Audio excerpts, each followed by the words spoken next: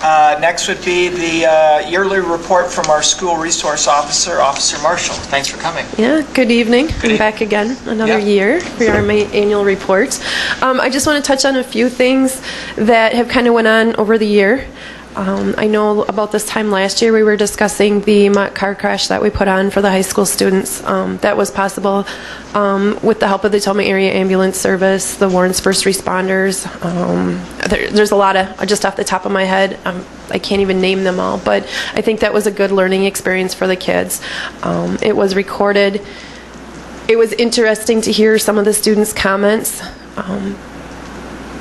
I guess I was shocked because they didn't realize that the funeral home would come and pick anyone up. They didn't, think about that process if there was a fatality that we have to deal with this. So I think that was an interesting experience for all of the students there. In the fall, I usually see the kindergarten students during October because they come during Fire Safety Month and they see the fire department, the fire trucks, the ambulance, and a little tour of the police department and the squad cars. We didn't get to see that this year. There were some changes in maybe curriculum. I'm not exactly sure. So we missed our kindergarten students this year. Hoping to see them this spring, though. But Mrs. Allen has certainly commented about, I always enjoy that, and I'm hoping that we get to see them this spring. Recently, starting this school year, I've been involved in some joint SRO meetings with other SROs from the area, Adams County, Necedah, Mauston, Spring Green, Reedsburg. We've gotten together 3 times so far this school year. It's nice to be able to share information. Lots of different, to see what they're doing in regards to their truancy issues or how they're handling tobacco issues. Lots of different things. It's nice to have that little sounding board and learn things. It's also interesting to be able to exchange names of some of those transient kids and share that information as well.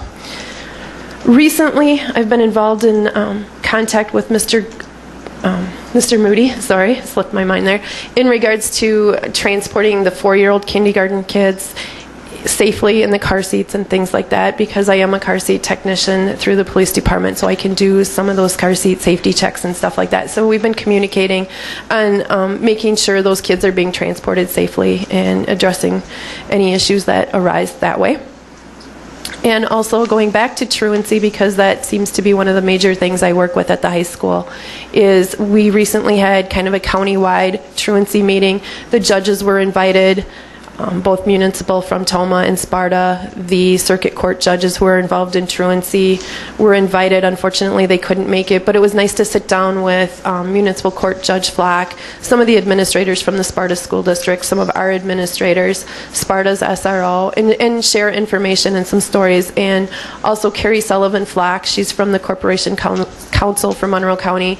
She works with the kids that are referred to circuit court and their truancy and social worker to kind of hear some feedback on their process as well. So a lot of information sharing things recently.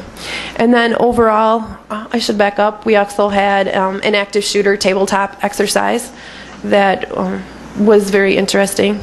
I've never been involved in anything like that, so it was definitely a learning experience, I think, for all of us, where we could get everybody together, including the leaders of the CTU unit, to share all of that information and how everybody would respond. And overall, I think that based on what we've been doing with the SRO program, including the SRO program and the PBIS program, the discipline referrals have been down. I don't see the disorderly conduct citations that I used to deal with, those issues, when I first started as an SRO. So that's a good thing to see. I guess any questions for me? I'm curious, we've had a rash of problems at the high school this year with over-the-counter medication. That was one of the things on my list I forgot to mention, yes. Are you seeing that when you met with other SRO officers, is that a phenomenon that's happening in other places, or is it unique? It's just here. They were actually surprised when we talked about it. We just met last Friday, and I mentioned it again, and they're not. In fact, they're dealing with some new forms of tobacco, which was interesting to me. So, in the e-cigarettes. But yeah, I brought that up, and everybody else was like, no, we're not having those issues. It was more different forms of tobacco in the e-cigarettes. But yes, that was something we've been dealing with a lot this year too. Small percentage of kids. And I mean, I know we've had there was a public forum on that for the parents. I don't know, Mr. Hay, if you organized that, but I don't know if that's just a trend that we watch, and if there's more that we can or should do on that particular issue. I don't know if that's the biggest issue. It's one of those things that gets our attention. It gets to the expulsion level, and so I don't know if there's been much discussion on going forward with that particular issue. Yeah, without, I guess, giving too much information in the public purview, but we have recently uncovered new information about what we think is the source of that, and so this is where we've sent out a public alert to parents about it's over-the-counter cough medicine that kids are abusing. So where you might, for your legitimate cough, take 2 or 3 pills, there's a small group of students that have found that if they take 8 pills, it has a certain reaction, and if they take 16, it has a different reaction. And one of the other reactions is it can be deadly, and so that's certainly our biggest concern. It's a very small population, a very close-knit group that has been involved with this. It's not something that's throughout, and I guess that's the thing I remind myself of, is the students that we know on a real regular basis is a very small population, and there are still 850 other kids at the high school that are doing the right thing at the right time, at the right moment, and are doing what any parent would be proud to have them doing. So keeping it in perspective is key.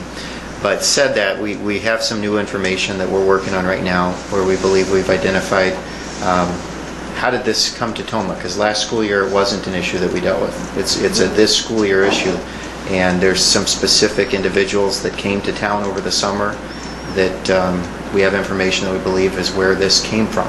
And so that's a lead that we're following right now and continuing to work on. And that's where you as a board, unfortunately, do make those decisions about expulsion to protect the rest of the students. And we hope that the number of those goes down. Thanks for the information. Any other questions? All right, thank you. Thanks for all your work, Officer Marshall. Thank you. This is another one where I would just say again, kudos to Officer Marshall. The numbers tell a phenomenal story, and we didn't have the time to pull those together, but by the end of the school year, we'd like to demonstrate those for you. But since the implementation of the SRO program, which was at the same time we began implementing PBAS at the high school, the number of referrals, period, has just gone down year after year. That includes attendance referrals, behavior referrals, citations issued across the board. The metrics are looking good, and that's what you want. Why do you see squad cars parked at the side of the highway? Because it's going to cause you to tap your brakes and check your speed. And having Officer Marshall at the high school and the PBAS program has that same effect. It makes everybody be more conscious of their actions, talking about respect, responsibility, and readiness, and then putting it into action. It really is making a difference at Toma High School. And just a reminder, Toma High School was recognized as a PBIS School of Recognition last year. School of Distinction. School of Distinction. The highest recognition you can get within PBIS. Thank you. One of only 5 high schools in the state to receive the award. Yes. So yes, we're very proud of that too. It's good things happening. Yeah. Okay. Thank you very much.